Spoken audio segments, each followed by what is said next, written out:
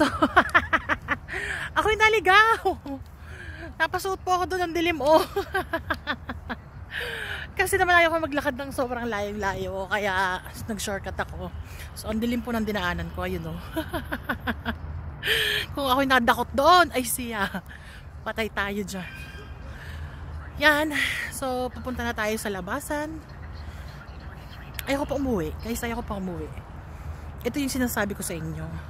Kasi nung time na yon, nag-i-enjoy ako sa social media. Ang sarap. Parang yung utak ko is bahay, trabaho, YouTube, ganyan.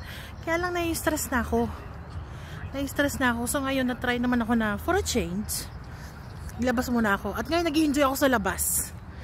So, at this time, ayoko pa umuwi, guys. Sila gusto na lang umuwi, pero ayoko pa umuwi. Siguro paiwan na lang muna ako.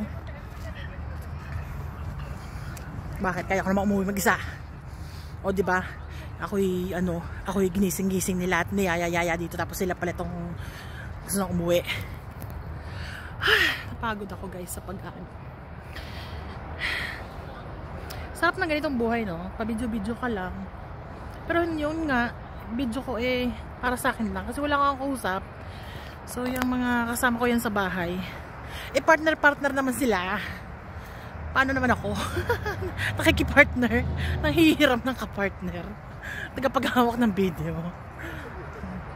Nasaan na ba yun? Teka, ang labas ako eh. Saan ba yung labas? Naligaw na ako diyan. Saan ba palabas? So ayan. Ayan na, di kay exit. Kay kaliwanag ng exit. The exit. Ayoko pa uwi, guys. Ngayon nag-i-enjoy ako sa labas. Gusto kong gumala, gala. Ala na. Ay naku, buhay talaga. Away kasi ng away. Albida Gate. Okay, fine. So ayan na po tayo sa exit. Sa exit na tayo. Yes. Family. Okay.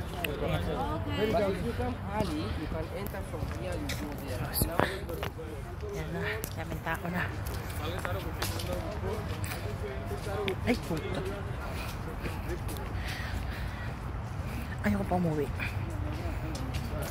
Try ko pumunta dun sa kabila. May isa pang tambayan dun. Pwede natin puntahan. Kahit ako lang mag-isa, wala mong problema eh. Umuwi eh. Na-enjoy ako sa labas. Kaya dito lang ako. Minsan lang ako gumala at napasarap ako today.